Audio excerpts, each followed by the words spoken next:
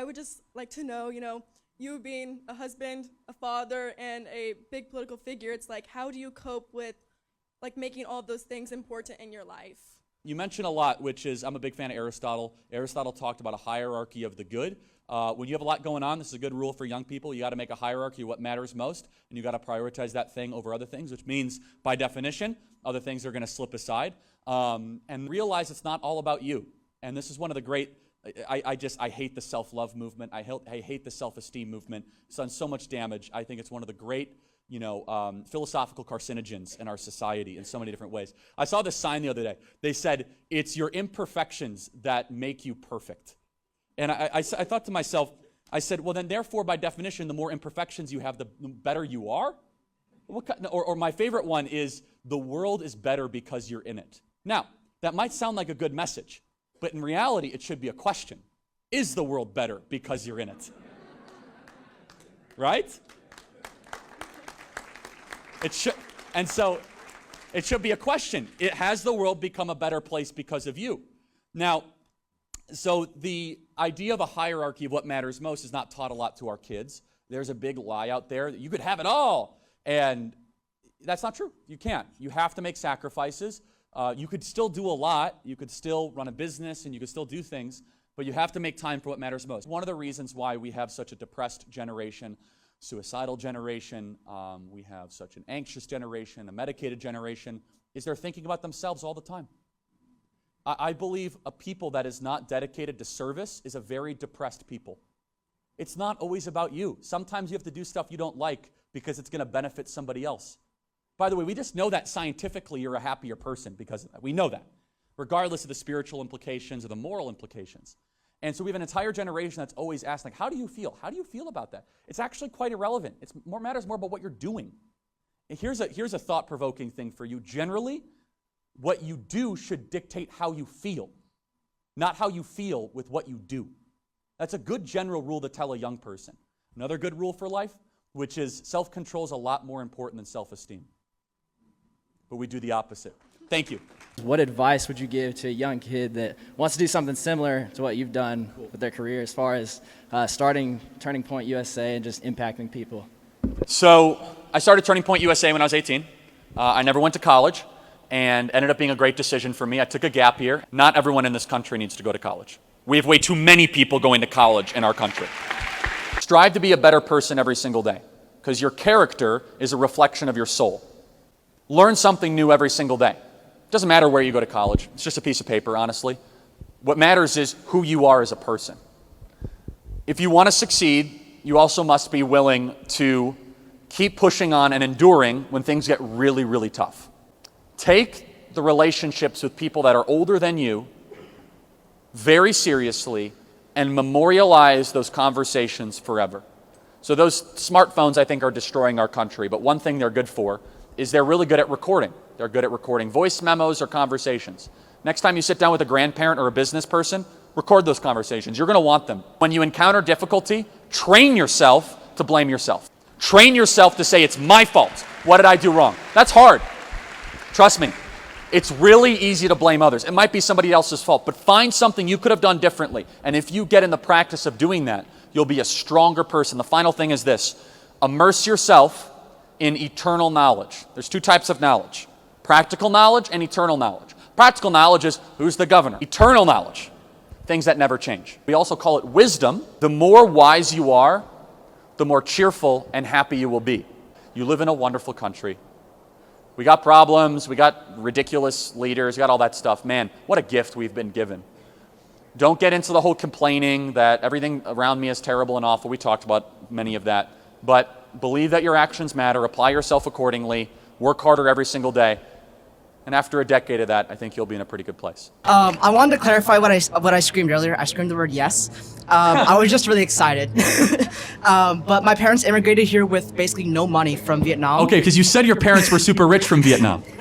You screwed up my moment, man. I know, I'm so sorry. I was just really excited. So just to be clear, they came with almost no money from Vietnam. Yeah, and now we honestly, God bless your parents. They're great patriots. I'm glad you're here. So we own our own private business, and I'm a living example of why white privilege does not exist. So let me get to my point. I'm a 17-year-old high school student. Wow. I drove an hour over here just to see you. I'm a member of the Turning Point USA chapter at my high school, and we actually hope to get Isabel Brown there soon. So my question is whenever I try to open up whenever I try to open up controversial topics at my school, no one ever really wants to talk about it because they just don't want to. And my question is it because politics just aren't for everyone or not? And should there be a age to when people should be able to talk about and have these conversations about politics? All ages should talk about it. Only we shouldn't lower the voting age, though. Yeah. That's a very bad idea. But we should not lower the voting age. But I just want to applaud you, man, for your leadership at Turning Point. And I'd say, look, just look around, though. Look how promising this. People are standing here for hours just to hear about political, philosophical debates. That's a good thing, regardless of where you approach these issues. In high school, honestly, enjoy the fact that not everyone wants to talk about politics all the time, because it's actually kind of refreshing to hear that there's still a remnant of that. But yes and no, I would say. And I just wanted to ask, this is a bit of an extreme example, but what age should the conversation be opened up, though, through politics? Should 8th graders be talking or debating about abortion? Yeah, I think that probably 12 years old, let me think, 12 would be 5th or 6th grade. I think 5th or 6th grade is where politics should start to be discussed. Yeah. Okay, and then but not too deeply, like a surface level. Yeah. Yeah, and then my final question is for people who are still learning and growing their minds, like me, I'm 17. What would your advice to be for people who just want to debate more? And yeah. So debate less and read more. So you got to read at least 100 books a year. Okay? 100 books a year. If you aren't reading 100 books a year, you're not serious about your intellectual journey. You might say that's too many. You can listen to them too, right? Spend less money on booze, alcohol, drugs, and nightclubs, and more money on audiobooks. Okay. Your life will be better. Trust me. I try to be a living example of that. I try to read 100 to 120 books a year. I'm always listening to stuff, always reading stuff. I don't remember it all, but I remember a fair amount of it, and it just creates you into a happier, deeper, wiser person. And the more you dedicate yourself to reading, debating will become easier. Okay. I work as an after-school teacher for 4th to 5th graders. One of my questions is there any advice that I could give to the youth to help? Oh, sorry. Do you have any advice to give to the youth because of our corrupted society that we have now, of this social norm of the West especially? How can I help them and give them the whys, especially as a religious man? I love that. Is that basic economics? Yes. Can I see that? That is a great book. You are a great teacher. Everyone should read this. By Thomas Sowell, by the way. Good for you, man. That's awesome. You want me to sign it? Yeah. All right. Yeah, all right. That's right. That's right. So, great question. So you hit the most important element of education. So it should be about developing wisdom, not just knowledge. So wisdom is the understanding of things that do not change. It's the most important thing you could teach a young person. We're filled with knowledge-based institutions, and we are lacking wisdom-based institutions. Wisdom is understanding the deeper permanent topics that will be true 200 years from now, and they were true 200 years prior. For example, are human beings naturally good or not so good? What is good? What is evil, right? What is mercy? What is compassion? What is justice? What is truth? This is much more important for people to grapple with than, well, I could tell you who the 5 members of the California legislature are. That's fine, that's knowledge, but we are lacking in wisdom in the West. It is a crisis of wisdom. And here's the cool thing about wisdom. Anybody can access it at any time. It does not require a college degree. It doesn't require a special credential. Anybody can be wise. It just so happens the most common way people get wisdom is through what? Suffering. That's why old people are so wise, because they've suffered a lot. And through suffering, you end up getting a lot of wisdom. Good times do not make you wise. Sucky times do. But I just want to talk a little bit about life, which is, I think that one of the things that students don't hear enough on college campuses is how do you live a happy and fulfilling life? Should be thankful for life. It's a gift. It's a beautiful thing. A true appreciation of the deeper and eternal things starts with wonder. When I was landing here today, I saw incredible natural beauty. I saw mountains that looked like they were literally on fire. You guys hear that all the time. It makes you wonder what else out there is beautiful and worth preserving. What else out there is eternal and elevated? What else out there is something that we should try to go above and beyond and make sure it doesn't get corrupted, and make sure that it doesn't get destroyed? And that starts with gratitude. It starts with being thankful. And the first thing is being thankful for life, thankful for consciousness, thankful for existence, thankful for things that are deeply objectively good. And we as conservatives then, I kind of just say this in general, that we want to design a society that gives preference on your choices and your actions and your behavior, not on your complaints or your grievances or the mobilization thereof.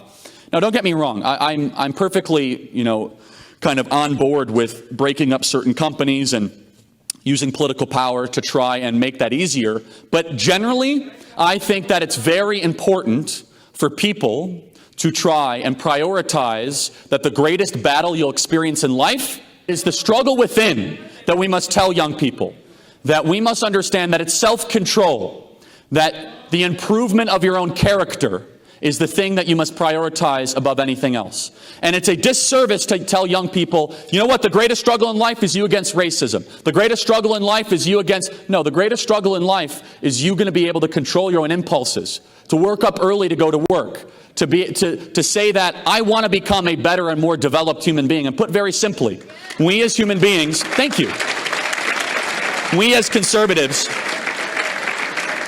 believe that happiness is a choice. We're happy, regardless of how bad things are falling apart in our country. We're happy to be alive. We're thankful for our existence.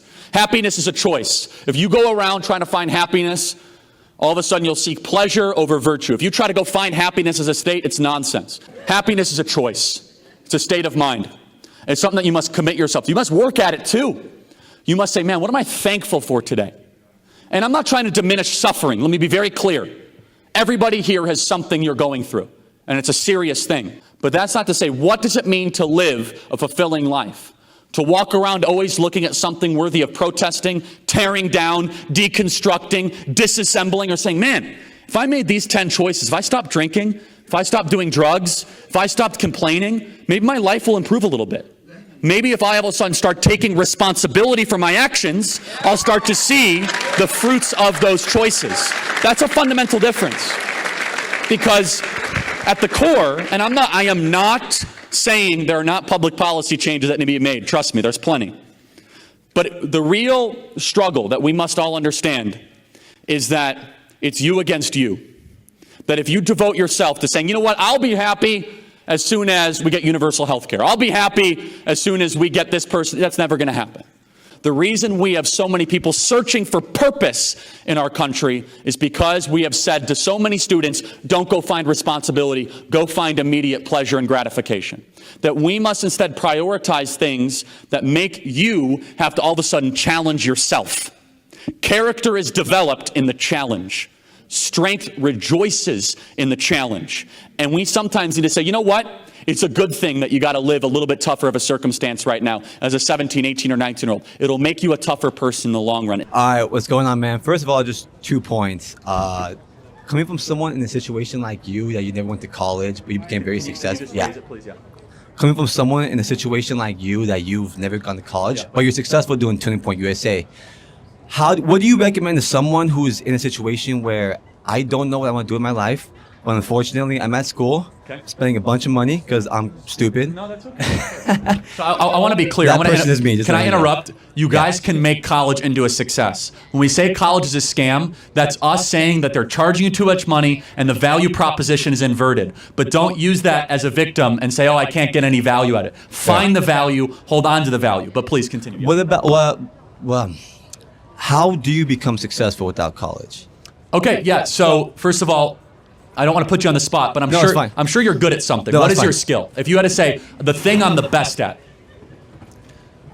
I do love talking. Okay. I love dialogue. Great. I do love, I wouldn't say arguing, but I do like exchanging differences. Great. So now you're in the you're already in the 1% of the country. 99% of people hate talking. Fair, in fact, fair, the greatest fear in America is public speaking more than death. True. So now all of a Fair sudden enough. you're in like a whole different category, right? Yeah.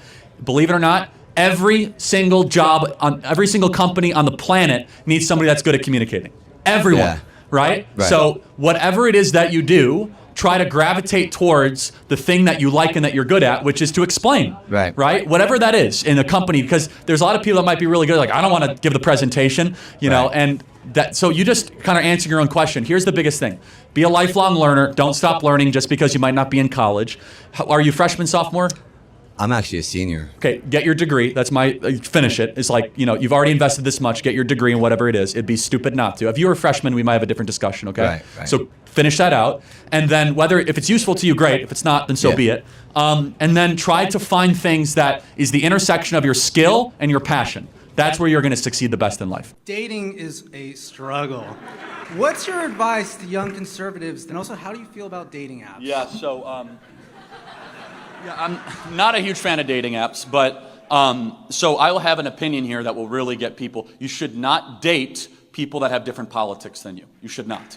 And I'm not. And the reason I believe you should date with the intent to marry. I don't think date is a hobby. I think dating is an interview process. And I know that is a minority opinion on most college campuses, where date is a mechanism for, companionship amongst other things. It's gonna be tough. You're gonna have to hopefully only date people in alignment with your values, right? That doesn't mean you can't have friends with people that disagree with you, but dating's a very serious thing. So how do you go about doing that? Try to associate or marry or date somebody that does share your deeply held values. I think that's very, very important. And secondly, I will say this, which is men in general who have difficulty finding women generally have a couple problems. And this is not directed towards you. I just met you, okay? So please, we're good if I say this? Okay. Most men are beta males, okay, with very little to any detectable testosterone, like the radar is trying their best. Men, I believe, especially in this time of moral and societal chaos, need to get back into what it means to be a physically and mentally strong man, which I believe includes stopping watching pornography, which I believe means working out on a regular basis. And I believe also understanding that the most desirable quality that young ladies look for in men, according to my big survey of all of our listeners, is self-control. Is that young ladies say that they cannot find a young man who can control himself. That's a big deal. So put that all together. What are you supposed to do? Try to be the best version of yourself, and then be very clear with women and respectfully about what you want and your intent. A lot of men are intimidated by women, and I get it. It's because our entire culture has basically turned men to be intimidated by women. They might accuse you of something or whatever. I would encourage you to be very direct. Don't try this whole we're going to try the friend thing for a while. Just be a man and I like you, I want to take you on a date. Does that happen anymore? Maybe it does, probably not a lot. My name is Grace. I'm 13, and I've been homeschooled since kindergarten. I really appreciate your podcast. Politics can be difficult for me to fully understand, but the way in which you present ideas makes it easier to grasp. My younger sister and I recently started watching the online Hillsdale College course regarding the Constitution.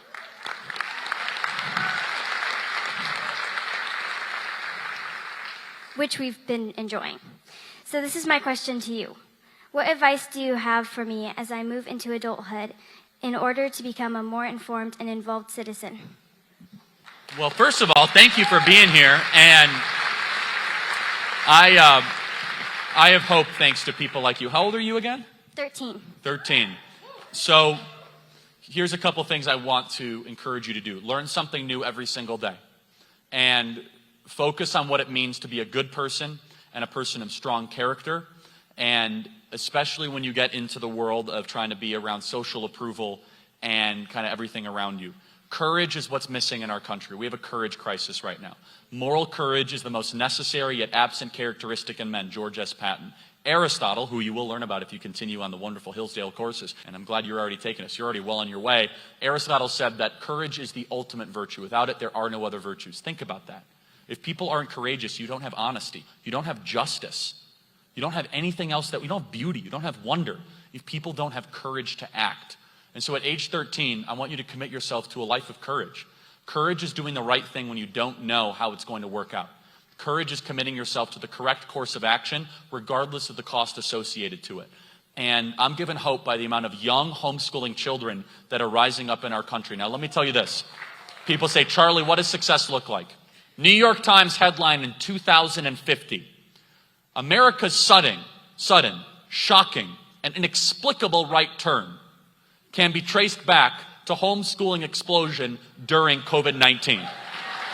That's what success looks like, everybody.